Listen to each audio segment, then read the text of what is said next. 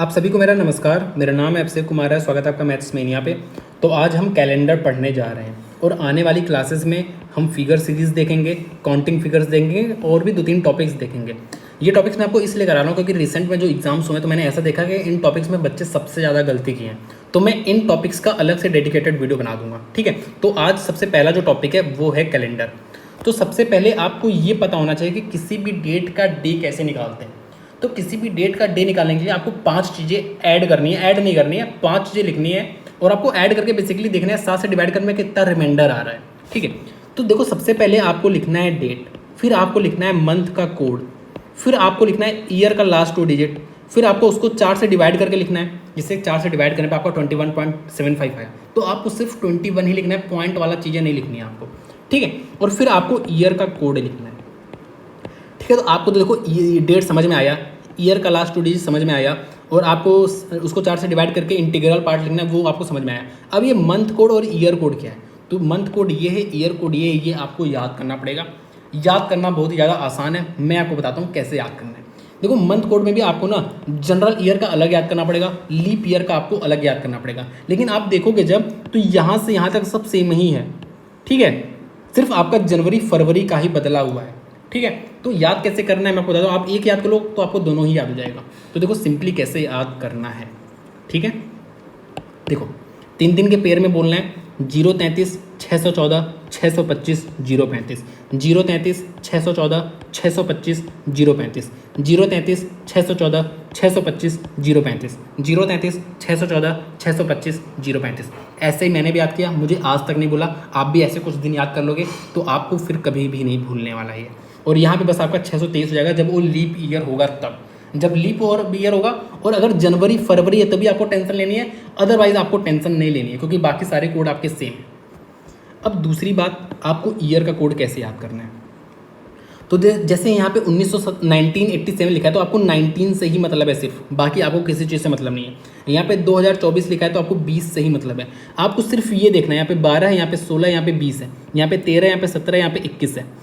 आपको सिर्फ शुरू के इससे मतलब है, बस आपको कोड बस यही से कोड देखना है।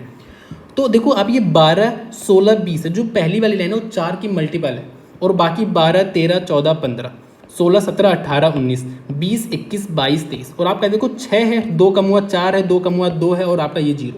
तो जैसे अगर मुझे 19 का निकालना है तो मैं ऐसे पढ़ूंगा 16 17 18 19, 19 लास्ट में है, लास्ट में क्या होता है 0, लास्ट में 0 है। जैसे अगर मुझे 1787 का निकालना है तो ये 17 है, तो 16 17 तो ये आपका 6 है, ये आपका 4 है, तो 1787 का कोड क्या हो गया 4। जैसे अगर मुझे 2325 का निकालना है कोड, ईयर कोड, तो 23 है, तो 20 21 22 23, 23 लास्ट में, का लास्ट का क्या होता है 0 होता है। जैसे अगर मुझे यहाँ पे 2205 का ईयर कोड लिखाना होता तो 22 है, तो 20 21 22 तो ये क्या है तीसरे नंबर पे है, तो इसका क्या हो जाएगा 2 हो जाएगा। इस तरह से आपको मतलब इसको बिल्कुल भी आपको टेंशन लेने की जरूरत नहीं है, ये तो आपको मतलब याद हो गया, तुरंत मैंने याद करा दिया ईयर कोड भी, ठीक है। अब हम करते हैं सीधे अपना क्वेश्चंस को सॉल्व, डेट का डे निकालते हैं, ठीक है। कोड आप 1-2 बार देख लेना, आपको याद हो जाएगा। अगर नहीं याद हो रहा है 2-3 बार देख लो, डेली 2-3 बार देख लो, 2-3 दिन तक याद हो जाएगा आराम से। तो मुझे 5 चीज़ें लिखनी है। जैसे अगर मैं इसकी बात करूँ तो ये पहली बात तो आपका जनरल ईयर है, और जनरल ईयर हो या ना हो यहाँ पे नवंबर है तो आपको कोई भी टेंशन नहीं लेनी है, ठीक है। तो आपको 5 चीज़ें लिखनी है। आपको सबसे पहले लिखना है डेट। जैसे आप डेट पढ़ते हो, यहाँ पे 22 पढ़ा, नवंबर पढ़ा, फिर 1987 पढ़ा, तो 22 को 22 लिखोगे। नवंबर का कोड कैसे लिखोगे, आपको 3 के पेयर में बोलना है, 033 614 625 9 हो गया, और 035 तो 10 11 035 3, ठीक है। तो आपका ये हो गया 3। मैं आपको बता रहा हूँ जैसे आपको 3 के पेयर में पढ़ना है, तो ये 3 हो गया, ये 6 हो गया, ये 9 हो गया, फिर 10 11 तो ये हो गया कोड नवंबर का। फिर आपको 87 लिखना है, आपको इससे 4 से डिवाइड करोगे तो आपको 21 आ जाएगा, 21 पॉइंट समथिंग आएगा, तो पॉइंट वाला आपको मतलब नहीं है। और फिर 19 का कोड, तो मैंने बोला ना 16 17 18 19 सबसे लास्ट में आ रहा है, मतलब 0, ठीक है। तो अब हम निकाल दो क्या आ रहा है, देखो यहाँ पे आपका 7 से डिवाइड, यहीं पे डिवाइड करो दो या ऐड करके डिवाइड करो, ऐड करके डिवाइड करोगे ज़्यादा समय लगेगा, आप तुरंत लिख दो। 1 आ गया, ठीक है, ये पूरा चला गया। ये आपका कितना 3 बच जाएगा, 3 3 6 1 7 0 आ गया, तो 0 कोड होता है संडे का। मैं यहाँ पे कोड भी लिख दे रहा हूँ क्या, संडे का होता है 0, मंडे का होता है 1, ऐसे ही ट्यूसडे का होता है 2, वेंसडे का 3, और ऐसे ही आप आगे लिख सकते हो थर्सडे फ्राइडे सैटरडे का आपका यहाँ पे लिख सकते हो 4 5 6, तो 0 आया तो आपका संडे हो जाएगा। जैसे अगर मुझे यहाँ पे निकालना तो ये लीप ईयर है, लीप ईयर में फेब का कोड क्या होता है 623, मतलब 2 होता है कोड। तो 3 2 24 6 20 का क्या होता है आपका होता है 6। देखो आपको बिल्कुल भी समय नहीं लगा लिखने में, तो वही चीज़ है 6 6 12 2 14 0 हो गया। 24 में आपका कितना जाएगा 3 ही तो बचेगा, तो 3 3 6 आ रहा है, 6 का मतलब होता है सैटरडे। तो आपका यहाँ पे इसका जो दिन आया वो सैटरडे आया।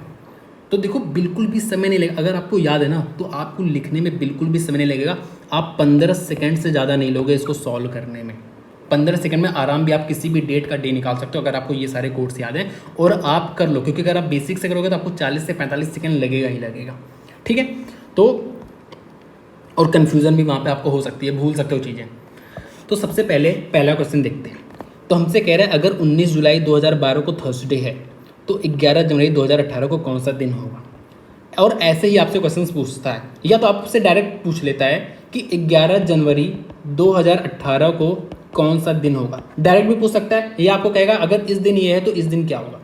देखो मैं आपको बता दूं, अगर 99.99% केसेस में आपको बताऊं ना तो आपको इससे कुछ भी मतलब नहीं होता है।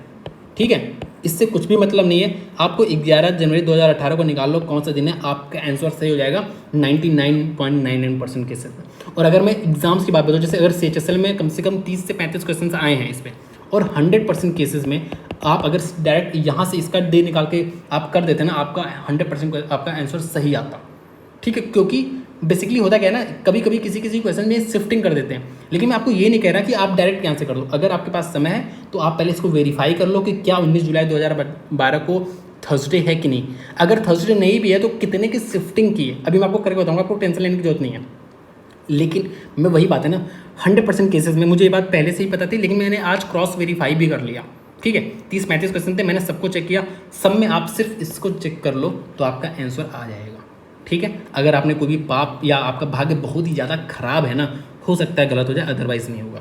ठीक है, लेकिन मेरा काम है आपको बताना। और हाँ, अगर आपके पास समय तो आप बेसिक से ही करोगे। कैसे, मैं आपको बता रहा हूँ। उस समय आपको उसमें भी नहीं लगेगा, जिससे आपको यहाँ पे 15 सेकंड लगेगा तो उसमें आपको 30 से 32 सेकंड लग जाएगा। ठीक है, कैसे करना है, सबसे पहले आपको चेक करना है। जैसे मैंने यहाँ पे क्वेश्चन, पहले मैं चेंज कर देता हूँ। यहाँ पे मैंने कर दिया है इस दिन आपका है सैटरडे। ठीक है, मैंने क्वेश्चन को चेंज कर दिया।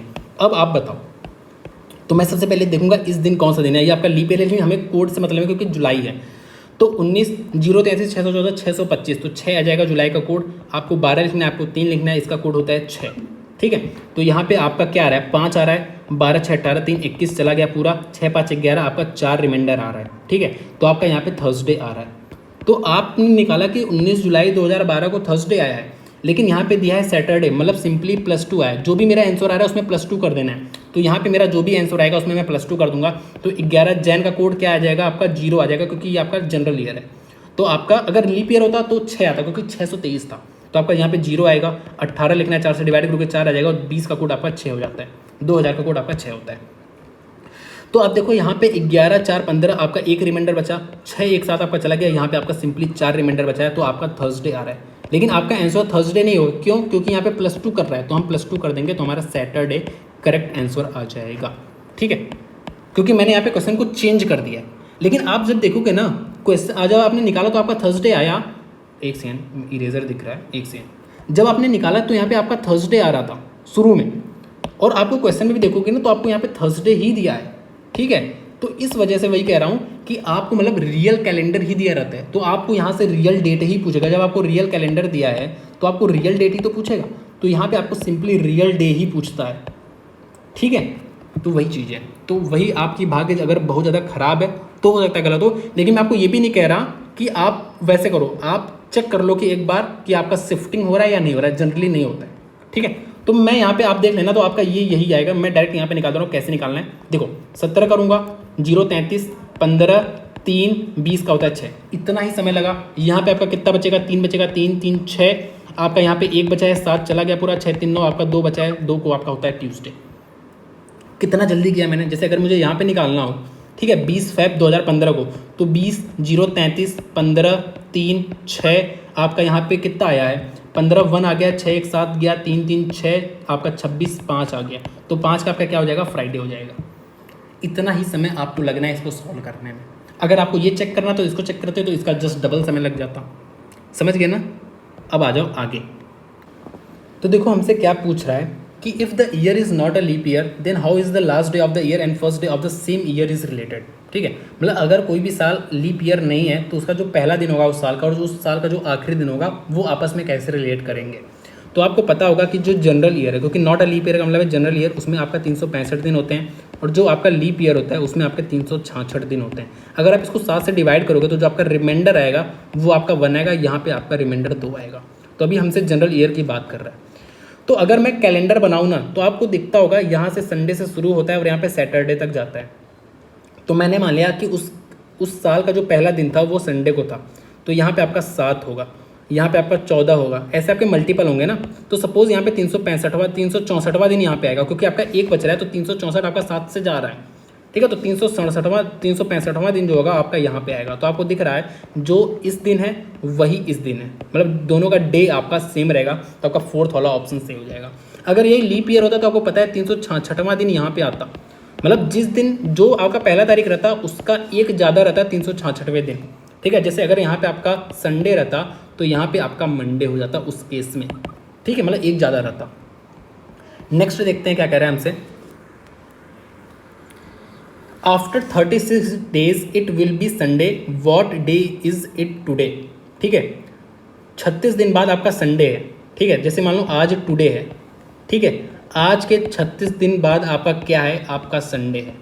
ठीक है, तो अगर आप +35 करोगे तो कोई भी फर्क नहीं पड़ेगा, क्योंकि ये 7 का मल्टीपल है। +1 आप करोगे तब 36 हो रहा है, तो आप सिंपली +1 करने पे आपका संडे आ रहा है, तो आज आपका सिंपली सैटरडे हो जाएगा। ठीक है, तो आज आपका सिंपली सैटरडे आंसर हो जाएगा।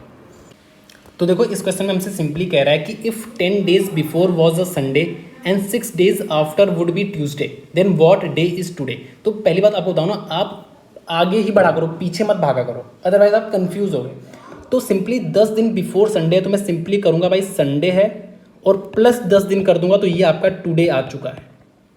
और 6 दिन आफ्टर वुड बी ट्यूसडे, मतलब +6 करोगे तो आप ट्यूसडे पे पहुंच जाओगे।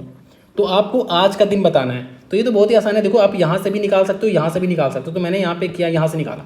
तो ये +10 कह दूँ, इसको मैं +7 +3 करूँगा। ठीक है, तो 7 का मतलब तो कुछ भी नहीं होता है, तो संडे +3 आपका वेंसडे हो जाएगा। तो ट्यूसडे आपका क्या है, अच्छा सॉरी टुडे आपका क्या है, वेंसडे है। ठीक है, तो आज आपका वेंसडे है, तो आपका वेंसडे करेक्ट आंसर आ जाएगा। आप यहाँ पीछे से भी निकाल सकते हो। तो ये वाला भी क्वेश्चन देख लो, ये आपका ऑली बोर्ड में आया था लाइव टेस्ट में, और ये क्वेश्चन का आंसर गलत दिया था। ठीक है, तो आपसे सिंपली पूछ रहा है कि फरवरी 2021 में किस किस दिन संडे पड़ेगा। तो आपको सिंपली ना 1 फरवरी 2021 को सबसे पहले निकालना कि कौन सा डे है। तो सिंपली देखो पहले बात, तो ये जनरल ईयर है, तो 1 0 33 का 3 21 4 से डिवाइड करो तो आ गया 5 और 20 का कोड होता है 6, तो 6 1 7 21 गया, 5 3 8, मतलब +1 आ जाएगा आपका इस दिन, तो मतलब आपका आ गया है मंडे। तो आपका 1 तारीख को मंडे आया तो आपका 8 तारीख को भी मंडे ही होगा।